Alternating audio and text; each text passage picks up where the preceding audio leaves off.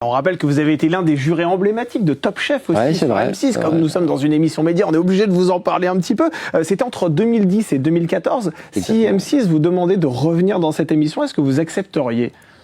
Bah non, parce que d'abord ils le feront pas, et puis c'était une époque, ça m'a beaucoup, j'ai adoré, c'était un très joli concours de cuisine, qui fait recette, qui marche encore très très bien, il y a des figures emblématiques de la gastronomie, il y a une attractivité, ça donne une attractivité à nos métiers, donc ne boudons pas le plaisir de Top Chef. Non, j'ai aimé aussi, après les carnets de Julie, pendant 2 ans, parce que là, on n'était plus dans le fighting cuisine, dans le concours, on était dans le plaisir d'échanger avec des gens qui partageaient des terroirs, des territoires, et c'était autre chose. Mais après, j'ai fait une autre forme de journalisme avec Capa, sur des choses un peu plus dures, mais...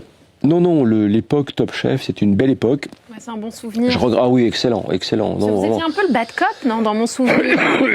Non, mais oui, parce que je ne savais pas le faire, surtout.